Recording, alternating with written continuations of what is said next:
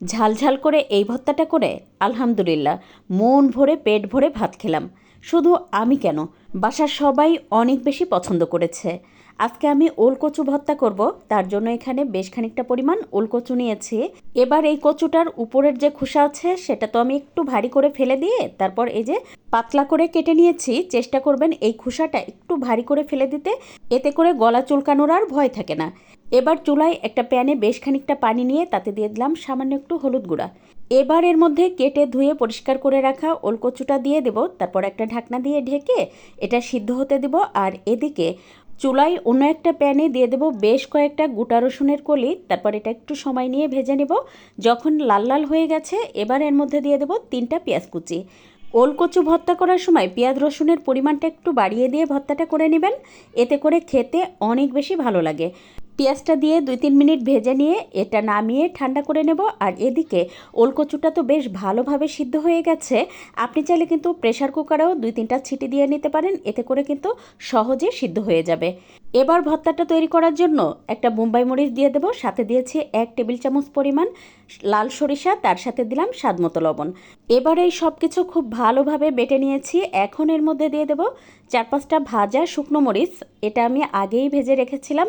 আর হ্যাঁ, শুকনো মরিচটা বেশ ভালোভাবে ভেজে নেবেন যেন ভিতরের বিচিগুলোও খুব সুন্দর করে ভাজা হয়ে যায়। এবার এর মধ্যে দিয়ে দেবো আগে থেকে ভেজে রাখা পেঁয়াজ রসুন। আর পেঁয়াজ রসুনটা যদি এভাবে হালকা একটু ভেজে নিয়ে এই ভর্তাটা করা হয় তাহলে ফ্রিজে রেখে আপনি 3-4 দিন পর্যন্ত খেতে পারবেন, নষ্ট হওয়ার কোনো ভয় থাকবে না। এবার এর মধ্যে বেশ খানিকটা পরিমাণ ধনেপাতা দিয়ে সব কিছু খুব সুন্দর করে বেটে নিব, একেবারে মিহি করে। তো দেখতেই পাচ্ছেন আমার তো বেশ ভালোভাবে সব কিছু বেটে নেওয়া হয়ে গেছে। এবার এর মধ্যে আগে থেকে সিদ্ধ করে রাখা ওলকচুটা দিয়ে দেব। আর হ্যাঁ, এই ভর্তাটা আপনি চাইলে কিন্তু ব্লেন্ডার জারেও করে নিতে পারেন। যারা শিলপাটাই করতে চান না তারা সহজেই এই ভর্তাটা ব্লেন্ডার জারেও করে নিতে পারেন। আচ্ছা, আজকের ভিডিও কে কোথা থেকে দেখছেন চাইলে আমাকে কমেন্ট করে জানাতে পারেন।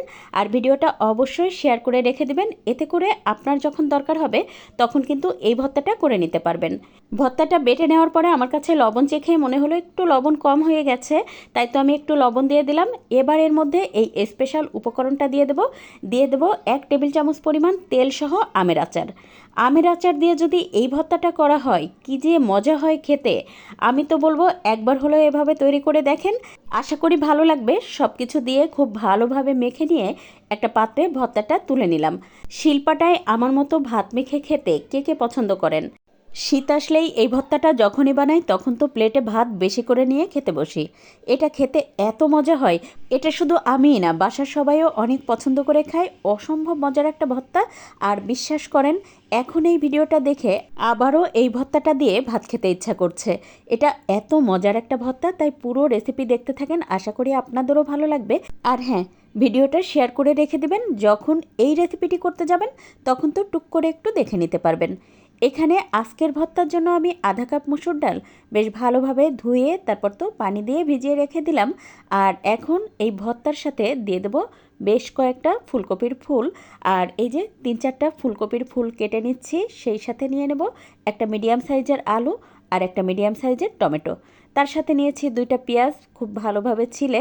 এবার টমেটোটা 4 খণ্ড করে কেটে নেব, তার সাথে আলুটাও একটু পাতলা পাতলা করে কেটে নিব।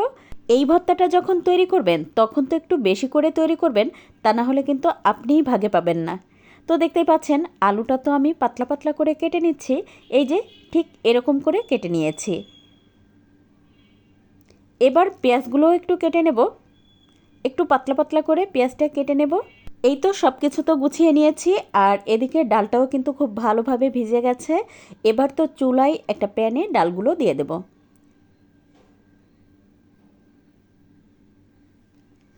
তার সাথে দিয়ে দেবো টমেটো, সেই সাথে দিয়ে দেবো ওই যে ফুলকপি, আর দিয়ে দেবো আলু, সাথে দিয়ে দেবো স্বাদমতো লবণ, আরও দিয়ে দেবো আধা চা চামচ পরিমাণ হলুদ গুঁড়া। এবার তো খুব ভালোভাবে হাত দিয়ে মেখে নেব। এবার এর মধ্যে 1 কাপ পরিমাণ পানি দিয়ে তারপর তো ঢাকনা দিয়ে ঢেকে চুলার আঁচ মিডিয়াম রেখে রান্না করে নেব যেন সব কিছু খুব ভালোভাবে সিদ্ধ হয়ে যায়। এবার চুলায় অন্য একটা প্যানে দিয়ে দেবো 1 টেবিল চামচ পরিমাণ সরিষার তেল, তাতে 4-5টা শুকনো মরিচ দিয়ে একদম লাল লাল করে সুন্দর করে ভেজে নেব।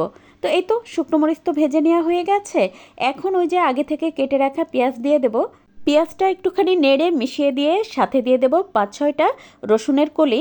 আর তারপরে তো চুলার আঁচ মিডিয়াম রেখে খুব সুন্দর করে সব কিছু ভেজে নেব, যেন রসুনটা খুব ভালোভাবে সিদ্ধ হয়ে যায়।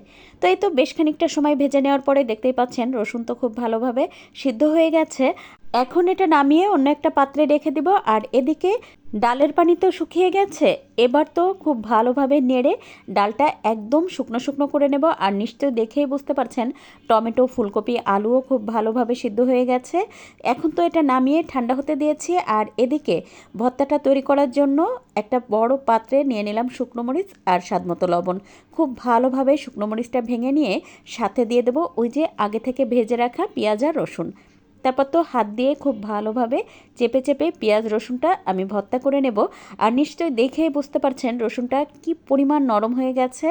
আর এই পর্যায়ে দিয়ে দেব কাঁচা মরিচ আর কাঁচা পেঁয়াজ। আমার কাছে কাঁচা মরিচ কাঁচা পেঁয়াজ দিয়ে একটু ভর্তাটা করলে খেতে তো অনেক ভালো লাগে। আপনাদেরও বলবো এভাবে একবার হলেও ভর্তা তৈরি করে খেয়ে দেখেন, আশা করি ভালো লাগবে।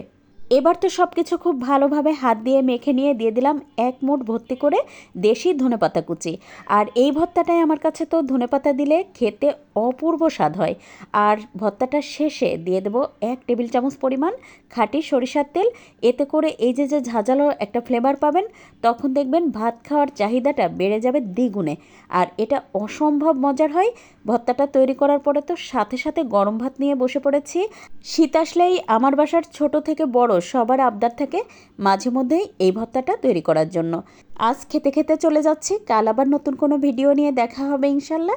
সে পর্যন্ত সবাই ভালো থাকবেন, সুস্থ থাকবেন। আল্লাহ হাফেজ।